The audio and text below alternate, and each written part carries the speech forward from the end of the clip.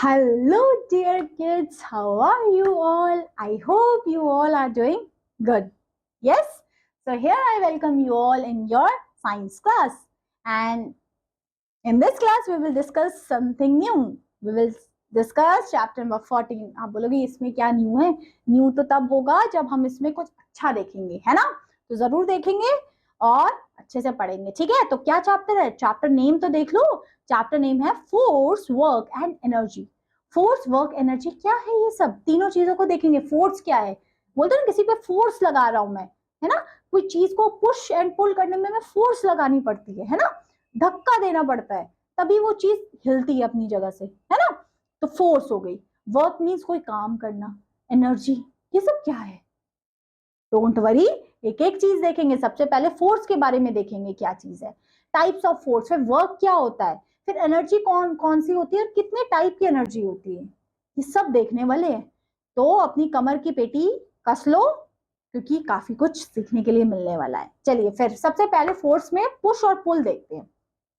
Push मतलब धक्का देना, पुल मतलब खींचना, है ना? आप अपने फ्रेंड को पुश करते हो और वी हैव टू से जब कोई गिरने वाला होता है तो उसको बचाने के लिए पुल करते हो. तो पुश, पुल, दैट्स इट. चलिए इसमें एग्जाम्पल भी दे रखा है. यहाँ पे आप पुश कर रहे हो, यहाँ पे आप पुल कर रहे हो. डोर को, गेट ओपन करने के लिए आप पुल करते हो. शोरूम्स में या दुकानों पे जाते हो तो आप उसका डोर होता है वो आप पुल करते हो, है ना? एंड पुश कब करते हो? जब आप बाहर निकलना होता है, ऐसे धक्का, है ना? इस तरीके से. So in our day to day life we do many activities. All these activities involve use of force, pushing and pulling. हम हर रोज बहुत सारी एक्टिविटीज करते हैं, इसमें पुश और पुल लगता है. आप किसी को पुश करते हो, किसी को पुल करते हो. जैसे पुशिंग कर रही है ये गर्ल और ये पुलिंग कर रहा है डोर, है ना? ये पुश और पुल हो रहा है.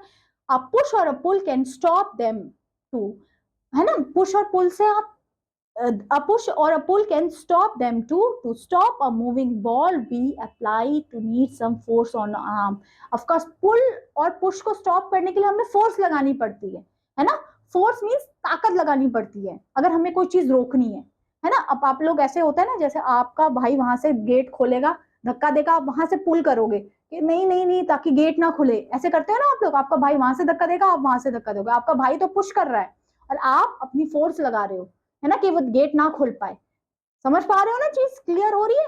पुश और पुश करने में और वो आप जो फोर्स लगा रहे हो उसके अगेंस्ट, है ना, ताकि वो गेट ना खुले. तो ये है force.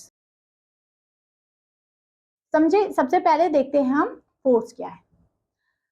Force is a push or a pull that brings a change in the position of object. पुल या पुश करने से ऑब्जेक्ट की पोजीशन में चेंज आएगा. जैसे आपने इस बॉल को किया, है ना? आपने इस बॉल को वी हैव टू से ऐसे मारा, है ना? तो ये अपनी पोजीशन चेंज की. So change in position of object is, that means आपने फोर्स लगाई है उसमें. आप फोर्स लगाते हो तभी तो किसी भी ऑब्जेक्ट की चेंज होती है शेप. किसी बॉल की, किसी भी चीज की. आपका टेबल यहाँ रखा है, आप पुश या पुल करके किसी चीज को एक जगह से दूसरी जगह कर रहे हो, दैट मीन्स आपने फोर्स लगाई है उस पे. गेट वाला एग्जांपल समझ पा रहे हो ना? जब आपका भाई वहां से पुश कर रहा है गेट को और आप रोकने की कोशिश कर रहे हो, आप अपनी पूरी ताकत लगा देते हो. बोलते हो ना, पूरी ताकत लगा दी, पूरी फोर्स लगा दी. तो फोर्स मतलब जब कोई ऑब्जेक्ट अपनी चेंज कर रहा है, क्योंकि जो भी ऑब्जेक्ट है वो नॉन लिविंग है, वो अपनी आप से चेंज नहीं करेगा जगह, कि उसको मन करेगा यहाँ बैठ जाए वहां बैठ जाए, आप जब तक अपनी फोर्स या आप अपनी मेहनत नहीं करोगे, है ना?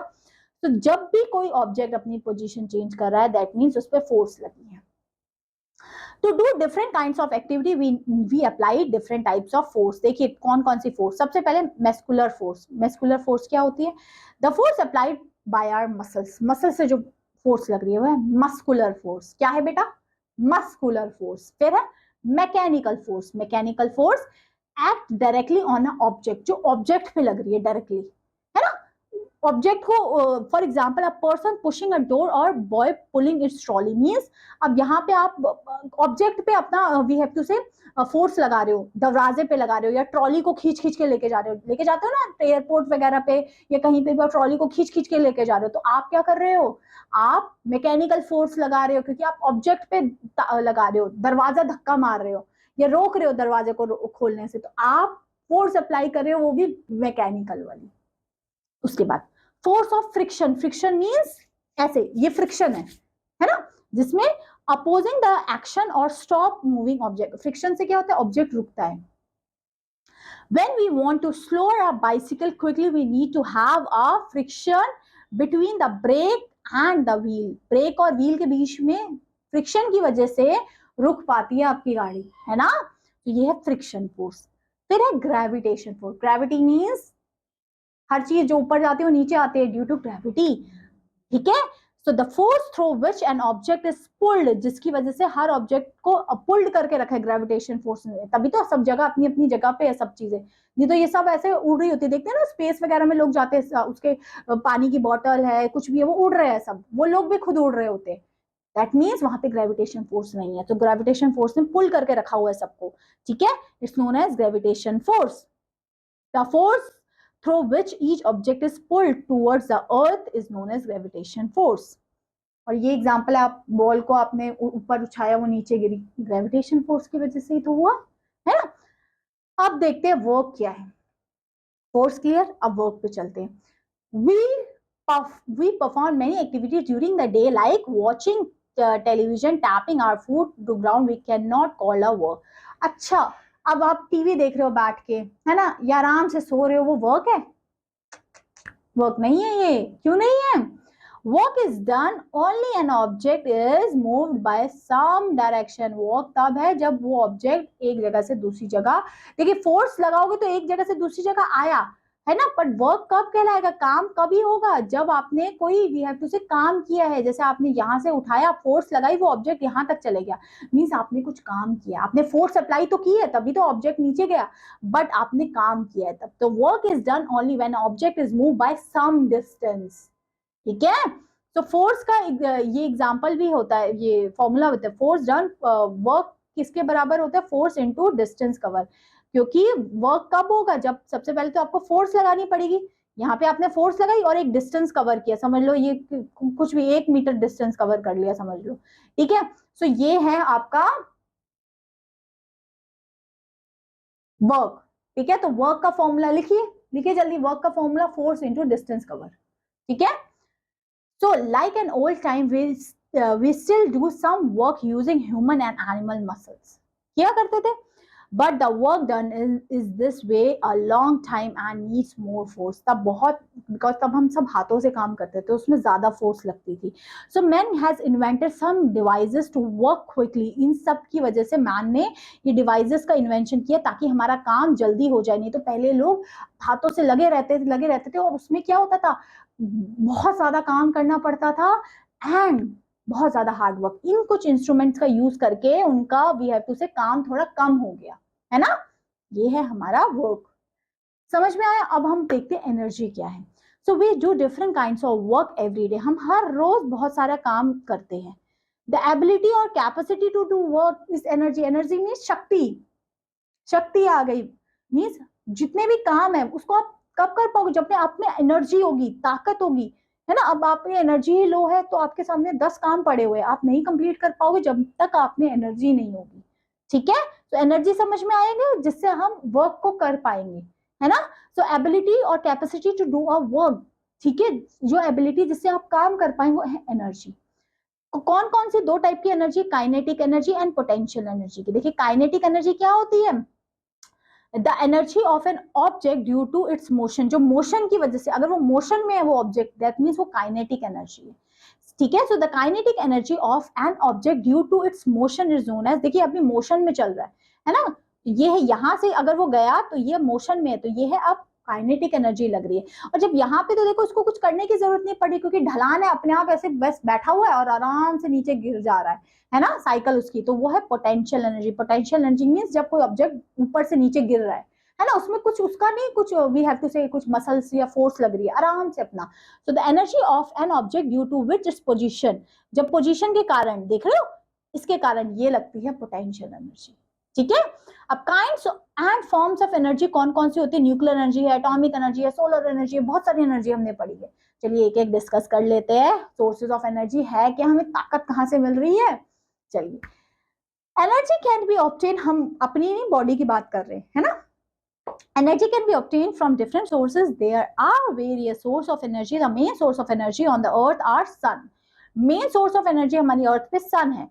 So the energy we can get from sun is known as solar energy. जो एनर्जी हमें सन से आ रही है बेटा वो सोलर एनर्जी है.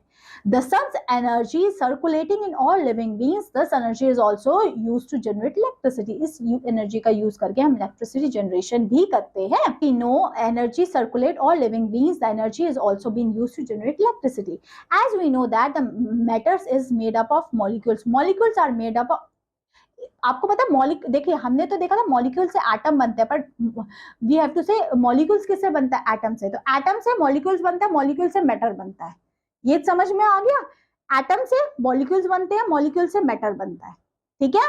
So molecules are made up of very tiny small particles is known as atoms. इसको क्या बोलते हैं? Atoms. Atom possess a large amount of energy. Atoms में बहुत सारी एनर्जी होती है, इसलिए हम इसको एटॉमिक एनर्जी भी बोलते हैं. उसी एनर्जी से हम एटम की एनर्जी से, अगर हम एटम की एनर्जी यूज कर रहे हैं वो है एटॉमिक एनर्जी. सन की एनर्जी यूज कर रहे हो तो सोलर एनर्जी. एटम की एनर्जी यूज कर रहे हो तो atomic energy. This energy is released when the atoms are joined और स्प्लिट. एटम्स को ज्वाइन करो या अलग करो, इससे एनर्जी निकलती है. Atomic energy can also be use to generate electricity.